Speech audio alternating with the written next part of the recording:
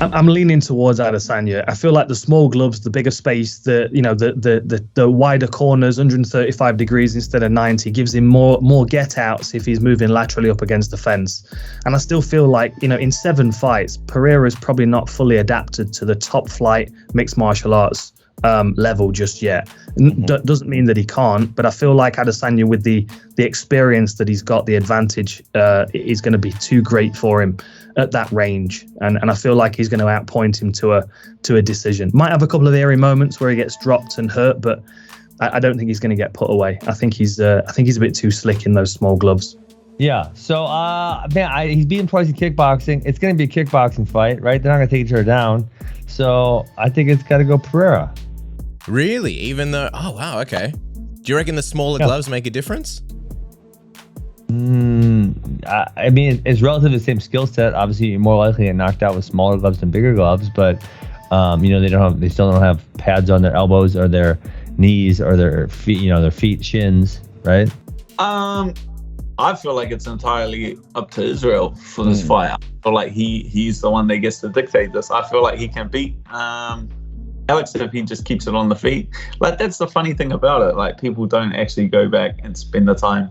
They didn't see the footage, yeah. I saw the one, I saw, like, Cejudo puts out a video and he's giving a breakdown of the fight. He's like, Alex beat Israel in this fight, and then he rematched him and he knocked him out. Like, he has the striking advantage. Like, he was, like, that was his claims. And then someone obviously commented and they were like, I can't remember who called him out. Someone called him out and was just like, did you watch the fights? Like, here are links to the fights. Like, if you could watch the fight and then give an opinion on the fight. Because that's the funny thing about it. Like, people are so interested in, like, what's next. So they don't actually put the time in to sit down and study and actually watch the fights. Like, I would say like 99% of people, since this fight got put together, probably haven't gone back and actually watched either of those 2 fights. The first fight, I feel like Israel won that fight. The second fight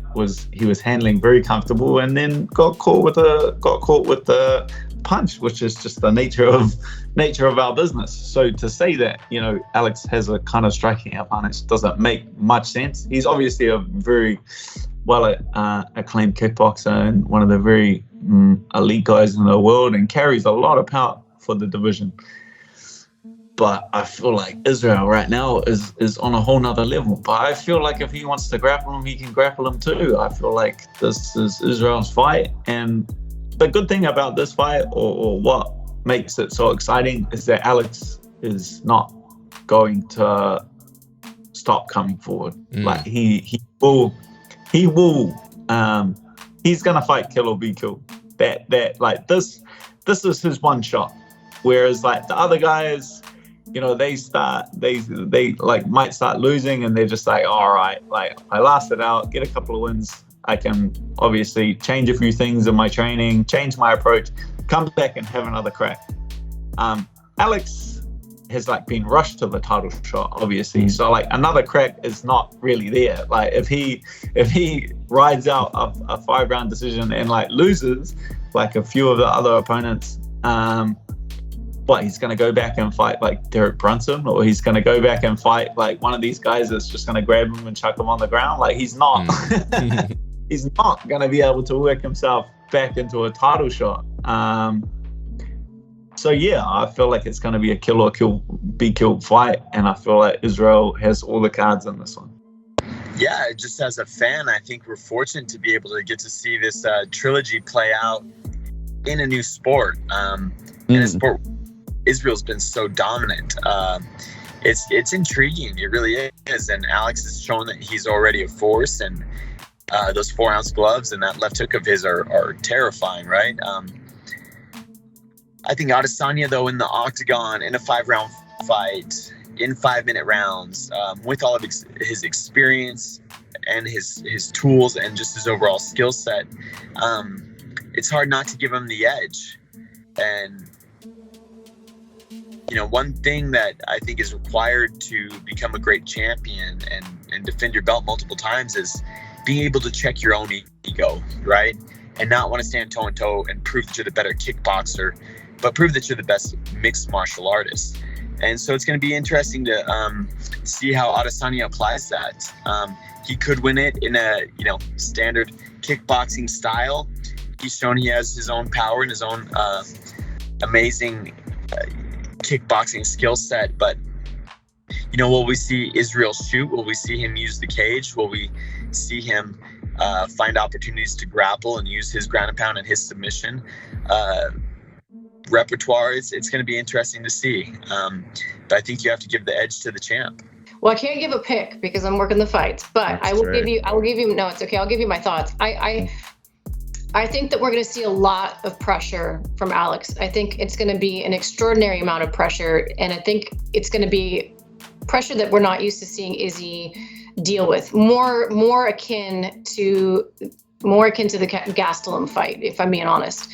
I think that we're going to see Izzy look to be very defensive early. I'm not saying it's going to be a boring fight. I think it's going to be a fantastic fight, but it's a 5-round fight. And I think the longer this fight goes, the more it's going to favor Israel Adesanya for a number of reasons. So I expect Izzy to be conservative early, but as he settles in and makes those reads and puts together those algorithms that he's so amazing at putting together, I think we will start to see him, the momentum will swing in his favor. I'll put it that way. Is the fight hitting the ground?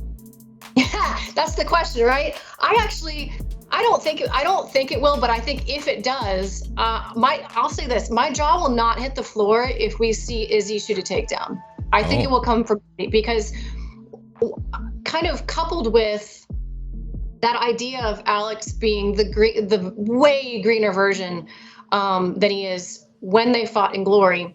Alex has only been training MMA full time since his LFA fight. So what is that, like 2 years? Something like that, yeah. Insane. He's been doing, a little bit here, a little bit there, but full time dedicated to MMA 2 years.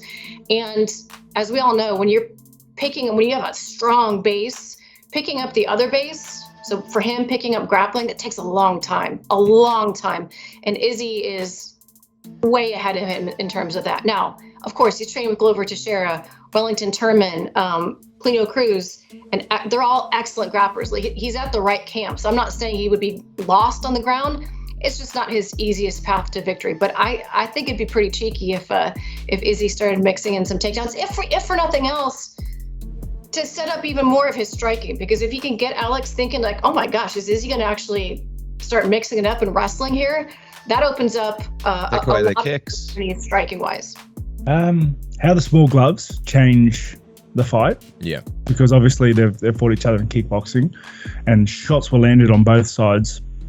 And the small gloves will change how those happen.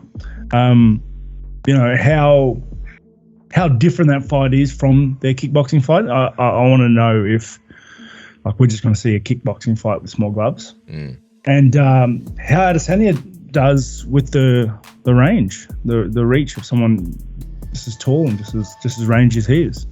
I guess a big thing is going to be how Alex takes shots, how he handles the shots from Adesanya with the smaller gloves.